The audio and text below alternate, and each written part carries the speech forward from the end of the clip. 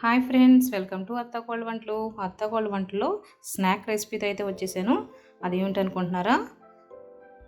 Pasta Kurkure. ఇది evening snacks కానీ అప్పటికప్పుడు ఏమైనా స్నాక్స్ లేకపోతే ఈజీగా రెడీ చేసేసుకుని ఈజీ స్నాక్ అన్నమాట ఇది. పిల్లలకి స్నాక్స్ బాక్సుల్లో కానీ అలానే ఈవినింగ్ వచ్చినప్పుడు తినడానికి కానీ పెడితే చాలా బాగుంటుంది. అలానే రైస్లోకి సైడ్ డిష్గా కానీ రసం సాంబార్తో తిన్నా కూడా చాలా బాగుంటుంది. క్విక్గా ఈజీగా రెడీ అయిపోయే పాస్తా కురుకురే రెసిపీ ఏదో చూసేద్దామా? Let's start. నేనైతే మార్కెట్కి వెళ్ళి ఈ పాస్తా అయితే తీసి తెచ్చుకున్నానండి. పాస్తా కురుకురేకి ఇందులో రకాలు కూడా ఉంటాయి, చిన్నగా ఉంటాయి, మీడియం సైజు ఉంటాయి. ఇవైతే ఈ సైజ్ అయితే మనకి పాస్తా కురుకురేకి బాగుంటాయి. అలానే పిల్లలు కూడా పట్టుకోవడానికి ఈజీగా ఉంటాయి వాళ్ళకి, ఎందుకంటే బయట మార్కెట్లో దొరికేవి కూడా మనకి ఈ సైజే ఉంటాయి కాబట్టి వాళ్ళు ఇష్టంగా తింటారు. దీని ప్రాసెస్ ఏంటో చూసేద్దామా?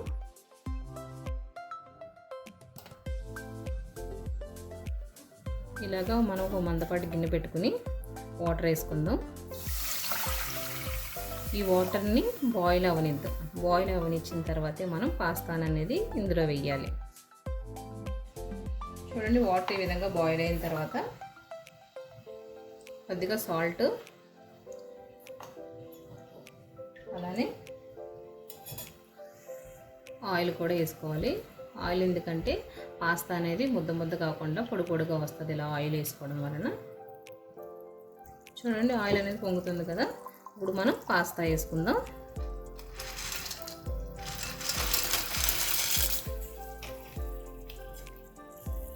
ఇలా పాస్తాని వేసేసిన తర్వాత ఒకసారి దీన్ని కలుపుకోవాలి. చూడండి, ఇలా కలుపుకోవాలి. ఇది ఉడకడానికి ఒక 10 to 11 minutes అయితే పడుతుంది. మనం మూత అనేది ఏం పెట్టకూడదు, డైరెక్ట్ ఇలాగా మూత పెట్టకుండానే ఉడకనివ్వాలి. చూడండి, మధ్య మధ్యలో ఒకసారి ఇలాగా కలుపుకుంటూ ఉండాలి.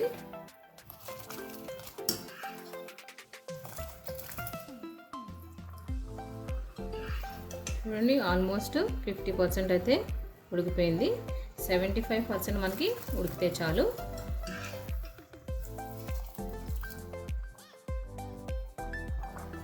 ఒకసారి చూద్దాం. చూడండి, ఆల్మోస్ట్ 75% అయితే ఉడికిపోయి ఇప్పుడు మనం హోల్స్ ఉన్న దాంట్లోకి వేసేసుకుని ఈ వాటర్ అంతా సెపరేట్ చేసేద్దాం.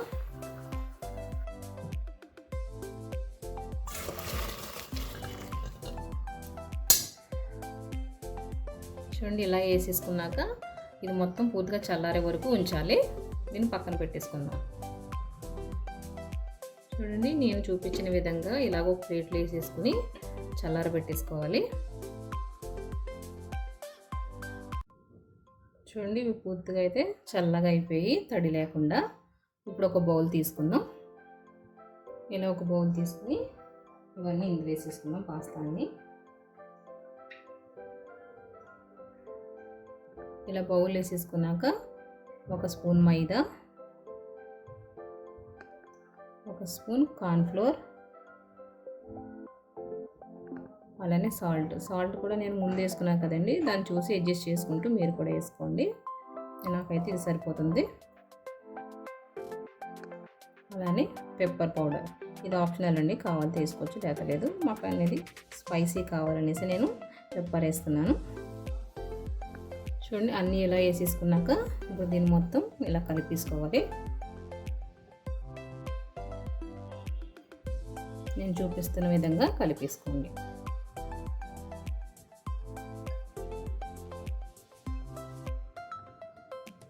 ఇలా మనం కలుపుకునేటప్పుడు ఇలాగ తిప్పుకుంటూ కలుపుకోవాలి. ప్రతి ముక్కకే పడుతూ ఉంటుంది, లేకపోతే ఒక్క పక్కన ఇలా తిప్పుతూ ఉంటే మనకి కలవదు. కాబట్టి ఇలాగ రౌండ్గా తిప్పుకుంటే మొత్తం అంతా ఒకేలా కలుస్తుంది. చూడండి, అన్నిటికి ప్రతి ముక్కకి పట్టేసింది. చూడండి, ఇలా కలిపేసుకున్నాక దీన్ని మనం పక్కన పెట్టేసుకుందాం.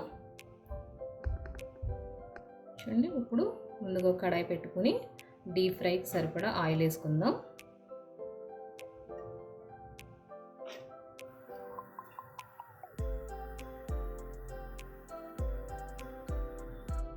ఆయిల్ అనేది హీట్ అయిపోయింది.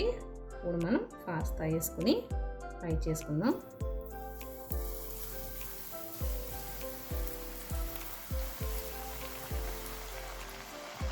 అన్నీ ఒకేసారి కాకుండా కొద్ది కొద్దిగా వేసుకుని ఫ్రై చేసుకుంటే మనకి ఖాళీగా ఉండి తొందరగా ఫ్రై అనేది తొందరగా అవుతుంది. ఇలా వేసిన తర్వాత వెంటనే కలపకుండా ఇలాగ ఒక 2 నిమిషాల పాటు ఫ్రై అవనివ్వాలి.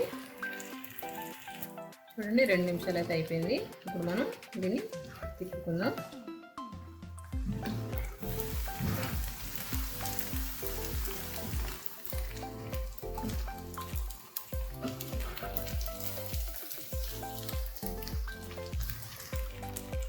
ఈ పాస్తా అనేవి మనకి గోల్డెన్ బ్రౌన్ కలర్ వచ్చేదాకా ఫ్రై చేసుకోవాలి.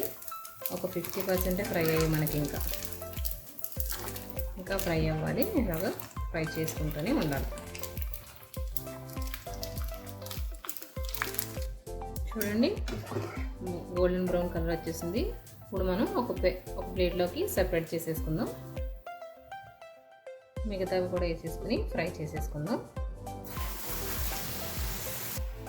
చూడండి ఇవి కూడా ఫ్రై అయిపోయి ఇవి కూడా ప్లేట్లోకి తీసేసుకుందాం. చూడండి ఇవి ఇలాగ ఒక పక్కన పెట్టేసుకుని ఇప్పుడు మనం మసాలా ప్రిపేర్ చేసుకుందాం. ఒక స్పూన్ కారం, సాల్ట్,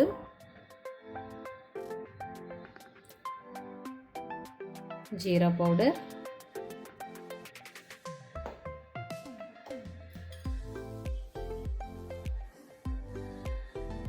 అలానే చాట్ మసాలా ఇలా వేసేసుకుని దీన్ని కలిపేసుకోవాలి.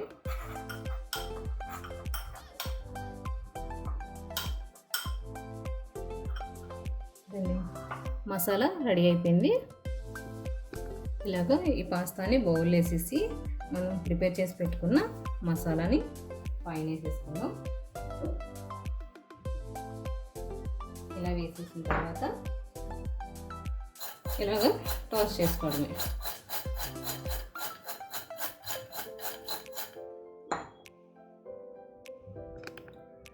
అంతేనండి. ఇప్పుడు మనం సర్వింగ్ ప్లేట్లోకి తీసి సర్వ్ చేసుకుందాం. చూడండి ఎంతో ఈజీగా చేసుకుని పాస్తా కురుకురే అయితే రెడీ అయిపోయింది. చూడండి ఎంత క్రిస్పీగా వచ్చాయో. ఇవి పిల్లలకు కానీ పెద్దలకు కానీ ఈవినింగ్ స్నాక్స్గా చాలా బాగుంటాయి. ఈజీగా కూడా రెడీ చేసేయచ్చు. అలానే స్కూల్కి వెళ్ళేటప్పుడు బాక్స్లో కూడా వేస్తే వాళ్ళు ఇష్టంగా తింటారు. అలానే రైస్లో కూడా సైడ్ డిష్గా బాగుంటుంది. పప్పుచారులోకి కానీ రసంలోకి కానీ చాలా బాగుంటుంది. ఈ వీడియో కనుక మీకు నచ్చినట్లయితే లైక్ చేయండి, షేర్ చేయండి, సబ్స్క్రైబ్ చేయండి. మా అత్త కోడల వంటల్ని ఫాలో అవ్వండి. Thank you.